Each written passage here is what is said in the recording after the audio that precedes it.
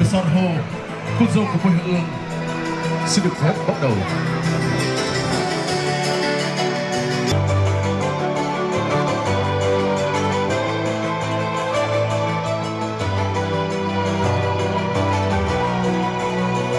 Là người dẫn chương trình cho phép, Blix sẽ được mặc phép thay lời cho ekip thực hiện chương trình đến từ nhà hàng tiệc cưới Hồng Anh.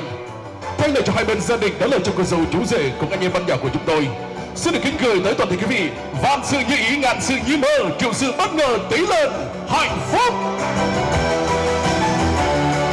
Và để bắt đầu chương trình, xin kính mời toàn thể quý vị dành những cái nhiệt thật thường hướng của sân khấu để chào đón một tiết mục múa. Đây là một món quà đầy yêu thương, một món quà đầu tiên đến từ nhà hàng tiệc cưới Hồng Anh của chúng tôi. Xin được trân trọng kính mời.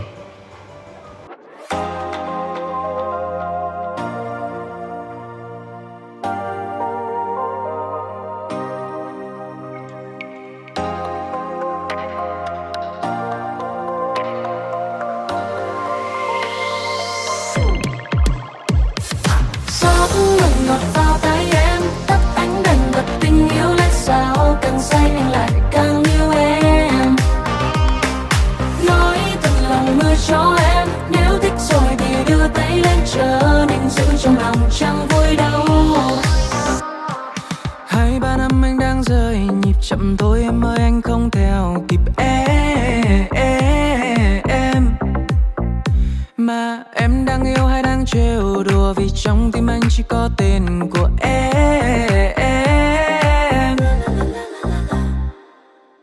Muốn nói với anh nhưng em e ngại, chỉ mất mấy giây con tim lỡ dại, em rơi vào trong mơ mộng người biết không.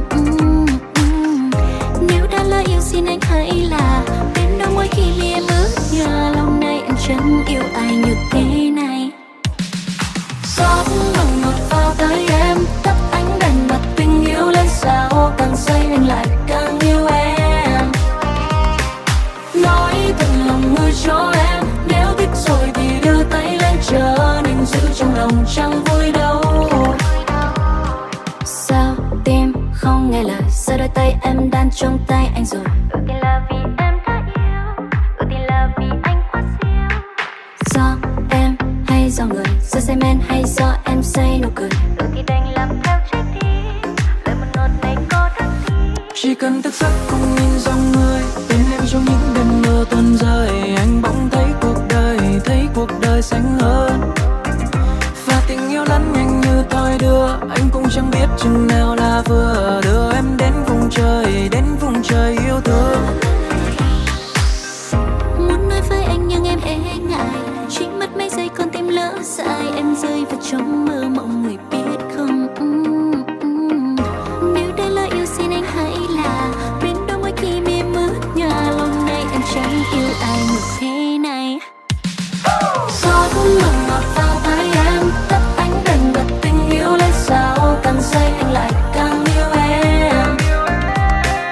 Nói thật lòng mưa cho em, nếu thích rồi thì đưa tay lên chờ, nên giữ trong lòng chẳng vui đâu.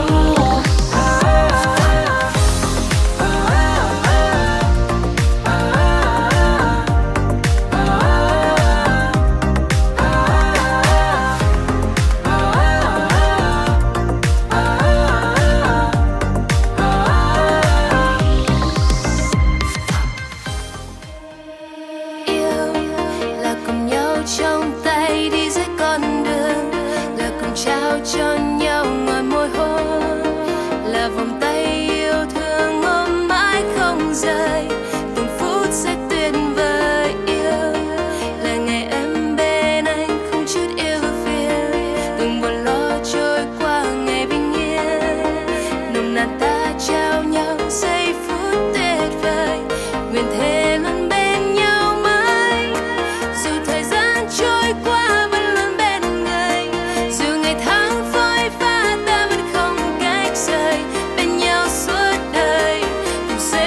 Much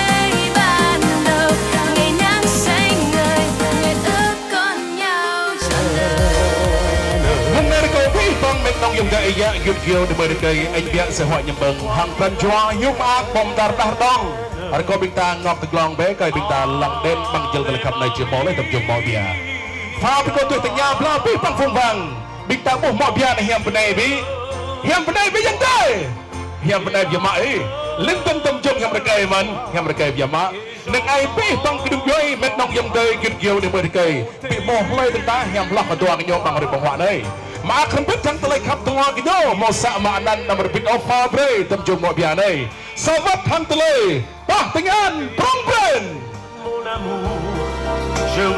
đi ta đi thao leh mai kali hiar tây khắp tung hoa kia tu sit pening ting baka mi ma tu agak tu yap rui ra jak với mong này kru pon nap keng lên tên kiang beni ke pi bang yang dai bingta rai tru ko kiang batau har kau đi jing mi jing ma mọi bia ke pui heung mau ơi ke pui big Rabit Thangya Kapoy Hauñ Rebong play blank close Sayadir Ya Gerai Zalai Reko kami makino di rebek penat baik yang maaf Rabit Thangbi Bang kedenggai tu Rai Ceru Lentung Jingmi Jingama Temjung Kesar Ho Mau ai Remah Yon Rabit Thangya Kesar Hejang Rebong play Bring Dua Yadir Ya Gerai Zalai Neng Jingmi Jingama Temjung Kesar Ho Reko Karira Tu Agah Deng di rebek penat baik yang maaf dan jual hiu maaf hang bop nyap Bini kemet nong yang dei ayat Yud Gil di Merdekai lui bro dengan Arui Are mempak jelah di Ubamda Makanino Sabdo Telekap Tuajo ada aneh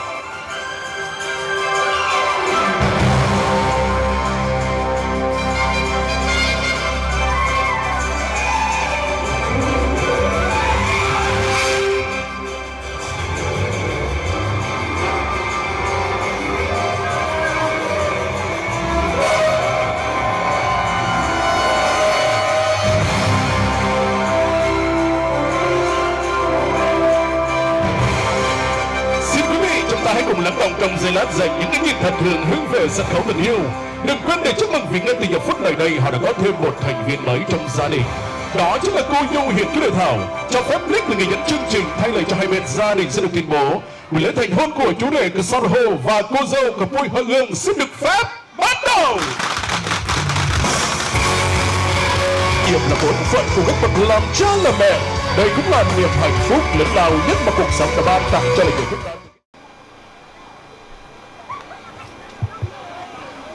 Kính thưa toàn thể, thay mặt hai gia đình,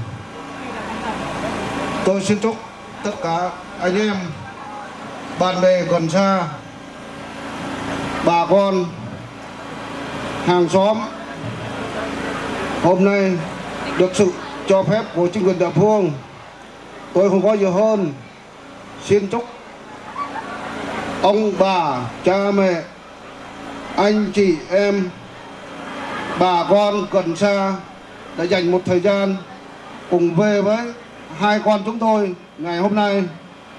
Tôi không có gì hơn xin kính chúc tất cả anh em, bạn bè, thân hữu gần xa một lần nữa xin kính chúc toàn thể anh em sức khỏe. Xin cảm ơn. Lên tengah bok belai hang telai hiu kemak ngak beri Pranjua ama temjung Vietnam tembiak rai pemhiam yang benih kedip cho bintang hang telai bam nyai. Lên teng sai cho pemhiam anglai jing ama dah benai pala pe kedugas sak nok nyoh wa yang benih kedip cho bintang lui brok dengan aroi rai ceru. Abik tadi tahu leh mi porkeng rai ta ma potat agai vailang ada aneh. Bi eng cetpah bi eng hem khah prong prin. Pemin hui wasai tekya mi ma kambre yang aroi klarong tegong kuir tegah regah telah betul. Allah kaya pi mau nyim wa masa di bawah. Renai telah kap tua cuna neh mau sak maknan bi tawar bin au telah kap eng prong prin rebong bi rebong ma. Tui hemo lam loh yarsi lam loh kulci. Pertah telah kap nun beri ketem jong mo bia tui mak be tua jok ya tabai kap tal blung. Pupu berdi ke mi ma sang ano gah tem jong lau. Kau tem jong yak hak le nau ka ajak tama di.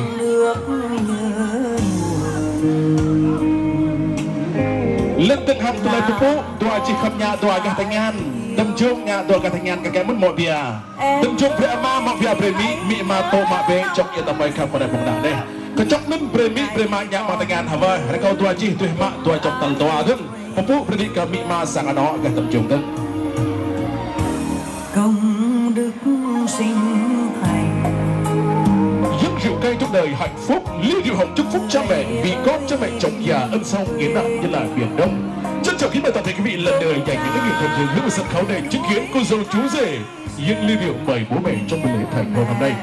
Và bây giờ xin mời chú rể trở lại với vị trí ban đầu. Mereka ketemu jong itu kelak penok soi. Lentung mereka ke Mima tu agak bintang rempit peklak bawa naurai. Rempit petut cok kelih yuang telai kap tua jona neh. Makmu telai tenap tap telai kelih gelan telai nyuk mak kerupat sang no bintang kap apa naurai. Yuang tu agak nyo tahap sang no wah mong nai kerupat dei. Lentung mong kecok mong sa kerupat lau. Mereka ke tua agak sang no rempit petut cok ha. No, mano. Sa. Dua. Go! Xin chúc mừng!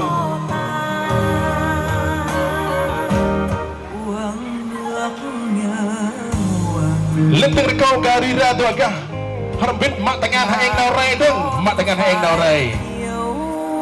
Jing pun bergerak faham kau mi marira tu agak nanau hiam dirajan berak mak dikiyar reduk mak makleh di pernombang sangano naik jimpo co jimbar pelar jam-jam ni.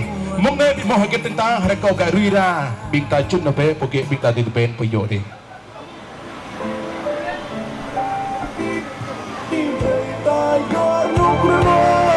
Đây là giây phút khó quên trong đời, một nghi thức vì những khó quên một khoảng khắc không thể thiếu sẽ được dành tặng cho cô dâu chú rể trong ngày cưới. Bây giờ xin mời cô dâu chú rể cùng nhau thực hiện nghi thức cắt bắn phù thề để cùng nhau chúc ngọt sẽ bùi suốt cả cuộc đời này. Phút giây mong chờ ngày hôm nay đến rồi, lúc em thức dậy lòng bỗng thấy xôn xao. Ngày hôm nay ngày vui nhất trong cuộc đời, ngày em sẽ là một nửa đời anh. Tiếng chuông ngân lên giờ thiêng liêng đến rồi, mắt em long lanh giọt nước mắt khẽ rơi, niềm hạnh phúc hòa theo nước mắt em rồi, nụ hôn ấm nồng. Perpreleh tong sang bareleh bok ni no sambuton tele kap tua kenyo. Bla turut doi phung vang gadah rekai moh lai bi hang genam kiam ak ai moi tele kap tua kenyo.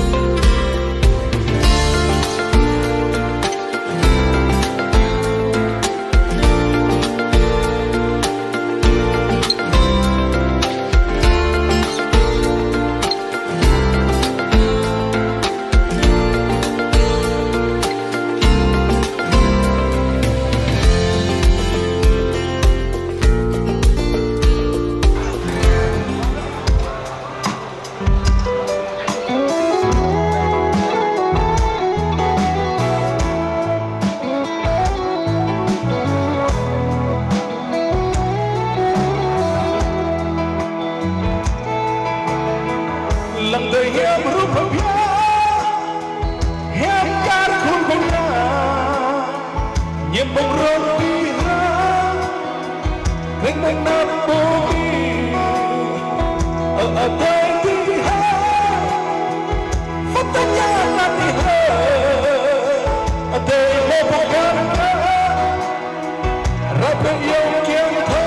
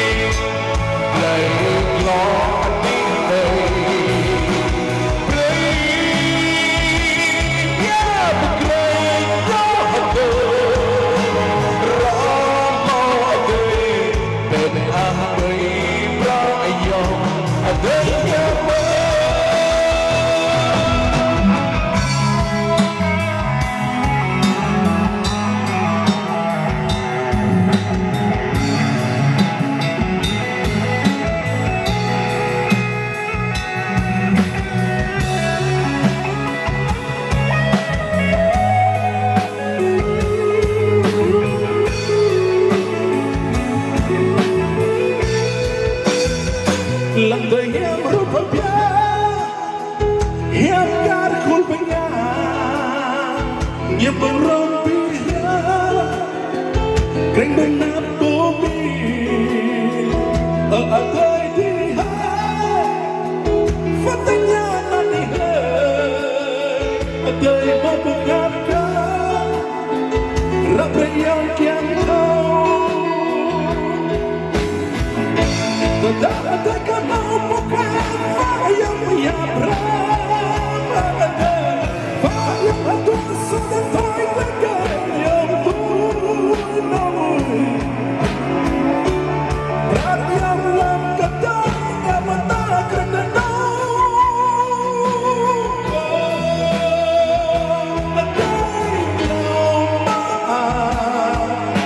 rohnya tengah ada pecung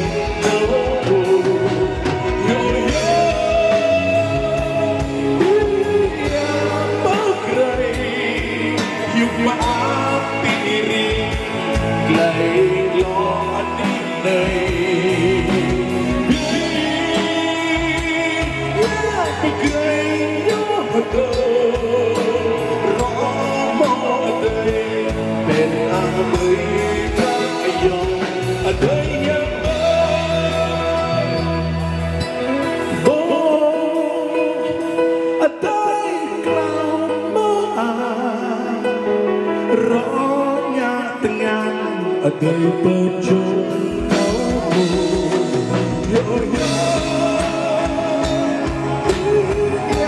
bergerak yuk mati diri gay gladi biari yang bergerak dohdo ramode benang beirayo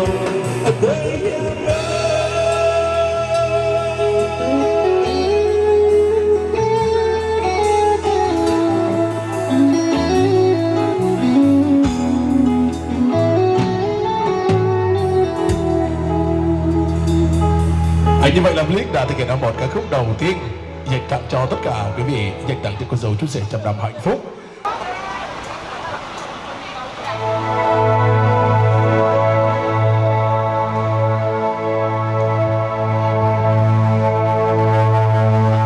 Tập thơ là có tập nhạc.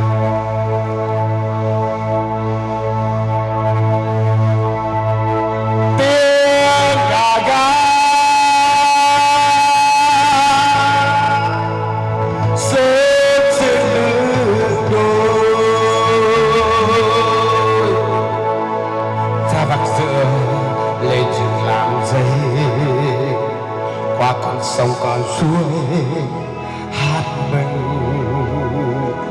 cha bình lên ca nguyện đại ngàn.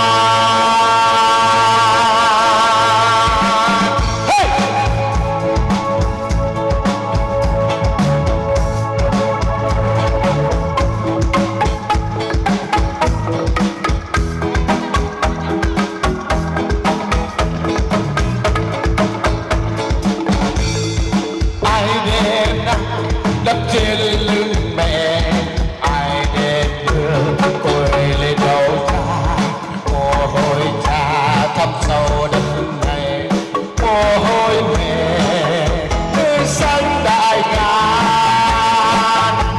Cây nắng cây gió cao vinh huyền thoại, cây nắng cây gió lòng gió ca phê.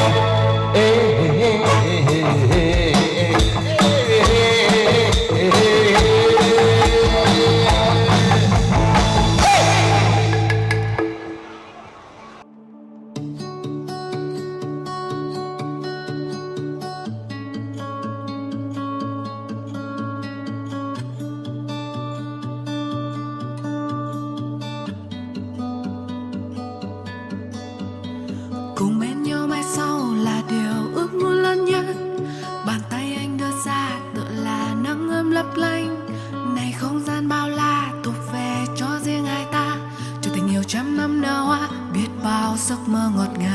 Đã từng khó xuyên qua đêm, tình mộng gối đã ướt đẫm. Chợt anh như hè qua ngập tràn ấm áp nắng sớm. Dù hai ta ra đi và dù hai ta ra đi, vẫn còn đây bóng dáng ngày ấy. Một điều xa xưa ta thề nguyện qua rồi. Cùng đi ngàn năm về sau mình vẫn có nhau. Tô màu lên trái hoa tình yêu chúng mình. Đất tan mà sương mù kia còn vương vấn. Không buông bàn tay, đắm đuôi mê say. Là anh cùng em vượt qua màn đêm tối kia. Kiên cường khi đã qua từng con sóng xô. Ngoài khơi biển xanh trời cao này rộng lớn. Phiêu du cùng nhau bỏ lại đau đớn phía sau. Cùng bên nhau mai sau là điều ước muốn lớn nhất. Bàn tay anh đưa ra tự là nắng ấm lấp lánh. Này không gian bao la thuộc về cho riêng hai ta. Trở thành nhiều trăm năm nở hoa, biết bao giấc mơ ngọt ngào. Đã từng khó xuyên qua đêm, tình mộng gối đã ướt đẫm. Chợt anh như hè qua ngập tràn ấm áp nắng sớm. Dù hai ta ra đi và dù hai ta ra đi, vẫn còn đây bóng dáng ngày ấy. Một điều xa xưa ta đều nguyện qua rồi. Cùng đi ngàn năm về sau mình vẫn có nhau. Tô màu lên trái hoa tình yêu chúng mình. Đất tan mà sương mù kia còn vương vấn. Không buông bàn tay, đắm đuôi mê say. Là anh cùng em vượt qua màn đêm tối kia. Kiên cường khi đã qua từng con sóng xô. Ngoài khơi biển xanh trời cao này rộng lớn. Phiêu du cùng nhau bỏ lại đau đớn phía sau.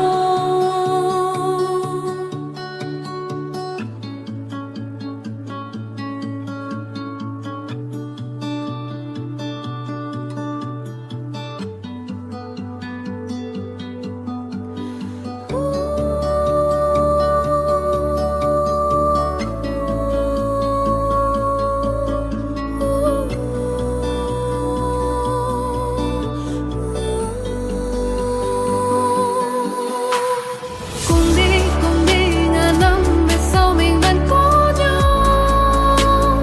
Tô màu lên trái hoa tình yêu chúng mình. Đất tan mà sương mù kia còn vương vấn. Không buông bàn tay, đắm đuôi mê say. Là anh cùng em vượt qua màn đêm tối kia. Kiên cường khi đã qua từng con sóng xô. Ngoài khơi biển xanh trời cao này rộng lớn. Phiêu du cùng nhau bỏ lại đau đớn phía sau. Đến từ B14 chuẩn bị ca khúc để kết thúc chương trình nhé.